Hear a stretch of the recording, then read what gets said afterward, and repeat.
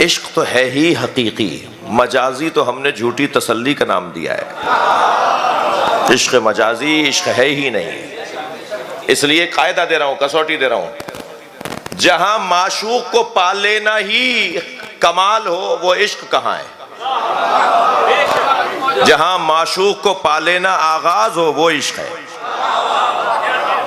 عشق مجازی میں معشوق کو پا لینے کے بعد بات ختم ہو جاتی ہے، ختم ہوا عشق۔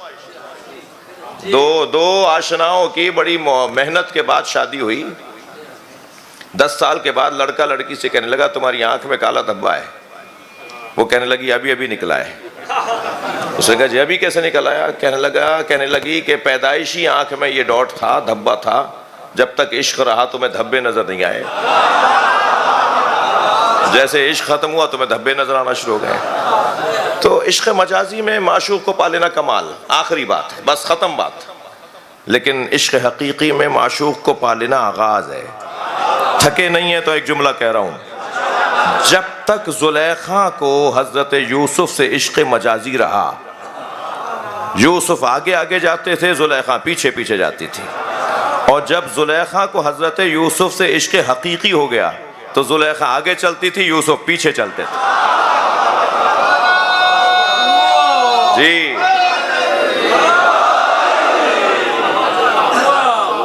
ہاتھ پیر کانپ رہے تھے، کھال ان کی بڑھاپے والی اور جھریاں پڑ گئی تھی اور آنکھوں کا نور چلا گیا تھا۔ جیسے فقیر اور مانگنے والیاں ہوتی ہیں اس طرح کا انداز تھا، پھٹے ہوئے کپڑے، جہاں سے گزر رہے ہیں حضرت یوسف، ان کی بگی گزرنی تھی، ان کی سواریاں گزرنی تھیں، وہاں رستے پر آ کے کھڑی ہو گئی، اور جیسے ہی گزرے تو آواز لگائی۔ حضرت یوسف نے دیکھا مجمع میں تو ایک خاتون گرتی پڑتی آگے آ رہی تھی، قریب آ کر حضرت یوسف سے کہنے لگی مجھے پہچانو۔ حضرت یوسف نے فرمایا یا زلیخا ما الذی دعاک الیک، ما الذی دعاک ہناک، اے زلیخا اس حالت میں تجھے کس چیز نے پہنچا دیا؟ یہ کیا ہو گیا؟ تیرا تو یہ حال نہیں تھا، یہ تجھے کس نے اس حالت میں پہنچا دیا؟ تو بے ساختہ بولی حسن وجہ کا یا یوسف، تمہارے چہرے کے حسن نے میرا یہ حال کیا ہے۔ تو سرکار حضرت یوسف نے فرمایا کیف لو رأیت نبیا کان فی آخر الزمان یقال لہ محمد، کیا حال ہوتا تیرا اگر آخری زمانے میں آنے والے نبی کو دیکھ لیتی ہے۔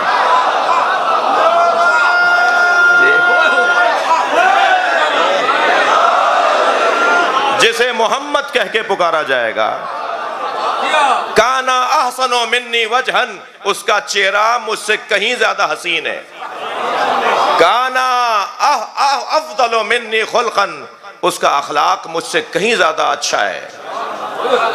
تو بے ساختہ جیسے ہی یہ تعریفیں سنی نا تو کہنے لگی صدقتا یا یوسف، اب مجھے اس سے پیار ہے تم سے نہیں۔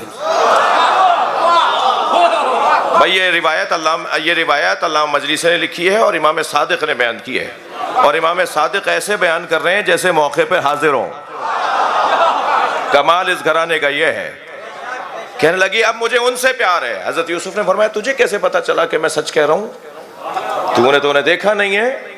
کہنے لگی حینما ذکرتہ وقع حبہ فی قلبی، جب تم محمد محمد پکار رہے تھے نا، ان کی محبت میرے دل میں آ گئی۔ فامر اللہ الی یوسف، حضرت احدیت نے جبریل کو نازل کیا، یوسف یہ سچ کہہ رہی ہے، اب یہ تمہاری معشوقہ نہیں ہے، میرے محمد سے محبت کرتی ہے، اور جو میرے مصطفیٰ سے پیار کرے میں اس کے گناہ معاف کر دیتا ہوں۔